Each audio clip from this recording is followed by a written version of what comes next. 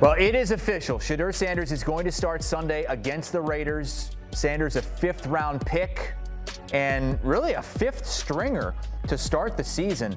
But the Browns traded Flacco, traded Pickett. Tyler Huntley cut. Dillon Gabriel now out in concussion protocol. And Kevin Stefanski is rolling with his other rookie because, well, really he has no other choice. Yeah, I think it's all positive. You're constantly learning as a young football player, constantly learning as a quarterback through all reps. You know, we talk so much about mental reps and those type of things, how important they are. So all those physical reps, I think, add up and will only improve as he continues to get turns.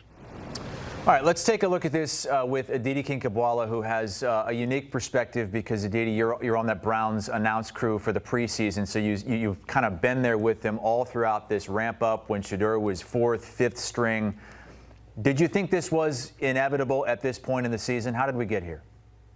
Well, you never expect that Dillon Gabriel is going to get hurt. And look, Bailey Zappi is there as well. So the Browns could have gone that way. There was a sense that if the season was completely lost, at some point we would see Shedeur Sanders. But despite all of the conspiracy theories that are out there, Chris, Kevin Stefanski's job is to win games. If Shedeur Sanders had been the better option to win games at any point up until now, you can bet that you would have seen him.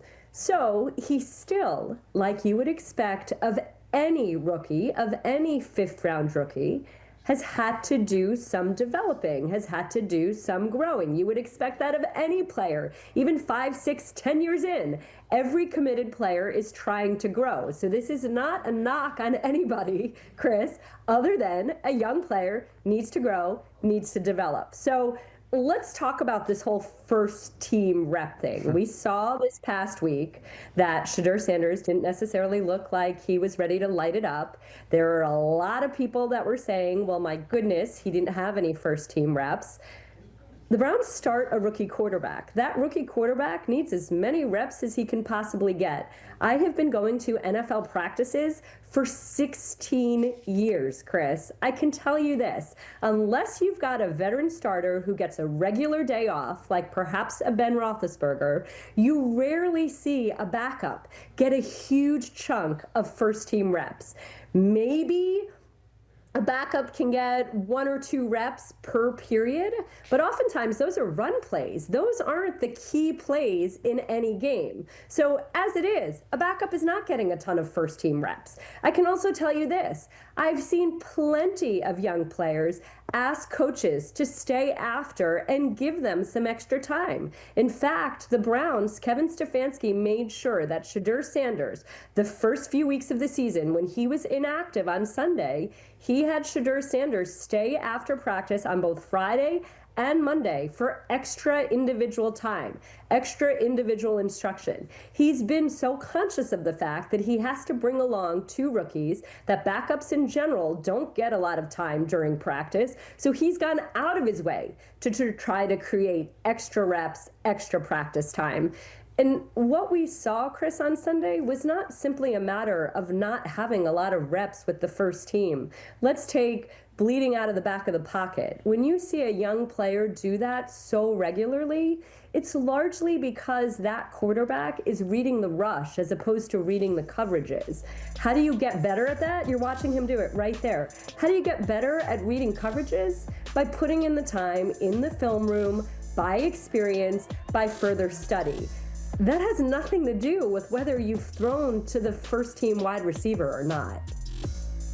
You're seeing a lot of this here in a game where he was thrust into because of injury, but you also saw him that third preseason game when I'm sure he knew he was going to get a lot of play. Did you see a lot of similarities between last week and the third preseason game where he really struggled? A ton, quite frankly. A lot of those same things, taking bad sacks, bleeding out of the back of the pocket, not being particularly decisive on progressions and reads. That's a lot of what we saw in that third preseason game against the Rams as you're watching. And that game was against guys that the Rams hadn't, Chris, the Rams left half of their team at home in LA. for this third preseason game. You were seeing 6th, 7th stringers that the Browns were playing against. And so, again, this is a young player. A young player needs to put in time. I can give you countless examples. I remember when Baker Mayfield was a rookie in Cleveland and Tyrod Taylor was a player who was the first one in, the last one out, watching hours and hours of film. Baker made sure that he was in there with Tyrod at all times, watching just as much film. It takes time. It takes effort. You learn how to grind. Go ask Tom Brady. And so, again, this is all part of the progression of a young quarterback. And our expectations shouldn't necessarily be through the roof that any young rookie is going to come in and set the world on fire, especially a 5th-round rookie. But perhaps we should also be a little bit careful in the excuses that we make. Well, he will have no excuses this week. A full week of practice leading up to a game against a defense that we've seen has been gettable. Outside of maybe Max Crosby, it's the Raiders hosting the Browns in Shedeur's first start, 4:05 Eastern on CBS. Last week, Aditi, you were on the call for a blowout, Chargers-Jags. Chargers. Surprisingly, yeah. We haven't had many of those, Chris. You every time you cover the Jags, they seem to win. We'll hit them in just a second, but on the Chargers end of things, it's a much-needed bye this week because they're nursing all kinds of injuries, but some of these injuries are long-term. Is there much hope that 1 week off is going to get them healthy enough to be the team that we could have seen from them if they were full strength? To be perfectly honest, this is sort of the magic of what Jim Harbaugh and his coaching staff have been doing, is coaching up all the guys that have been the replacements. And in fact, Jim Harbaugh said to us last week that part of that is stimulating. Part of it is fun. Let's go. Let's coach them up. That's what he says to his assistants. And look, when you lose 2 tackles in Rashawn Slater and Joe Alt, you're not just losing 2 guys. You're losing 2 all-pro caliber players. They lost running back Najee Harris before the season even started. They lost Omarion Hampton, who was playing really well for them.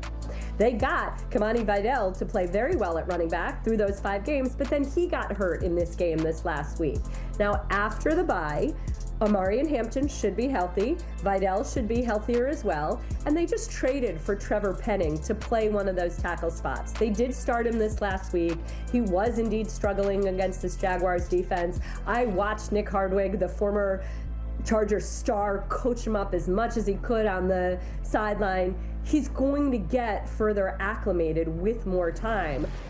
I'm not saying that the Chargers are done by any means. They've done some remarkable things. They're a deep team. That defense is indeed good, even if this was a different challenge than the last 3 weeks when they had quarterbacks who don't necessarily move and a rookie quarterback. But I'm not done with the Chargers. I really believe in this coaching staff, and I think that they do an exceptional job of coaching up the younger players, the backup players. And I'll tell you, it's not just me. Khalil Mack told me that's the thing that he thinks is most unique about this staff, is the confidence that they give younger players. Sportsline also not done with the Chargers, giving them a 60% chance to make the postseason. That's the same number for the Jacksonville Jaguars, that team that just beat them.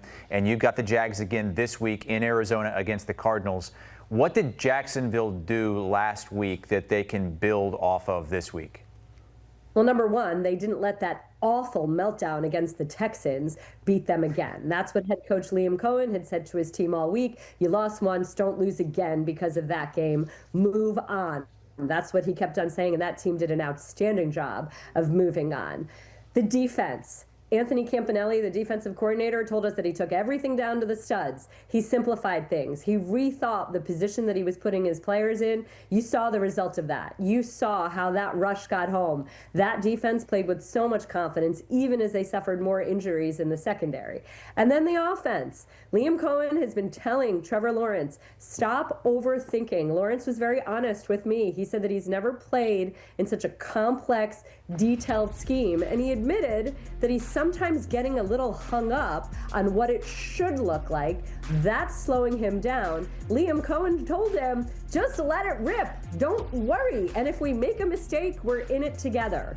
The first half, I can't say that Lawrence did that, but the second half, he definitely looked a lot more decisive. You saw the result of that. Confidence begets confidence.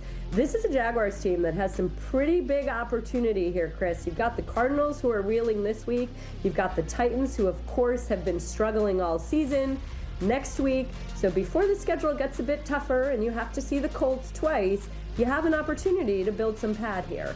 Yeah, and an opportunity with those 2 games against the Colts. If they take care of business these next 2 weeks, maybe they can make a run at Indy in that division. Aditi Kinkhabwala is going to be on the call, on the sideline for us in Arizona as we look at our slate on Sunday, Week 12 in the NFL, that 1 o'clock Eastern time window, highlighted by the Colts at the Chiefs. And then if you get a late window game, there's Jags and Cards, 4:05 Eastern, along with Shedeur Sanders' debut in Vegas against the Raiders.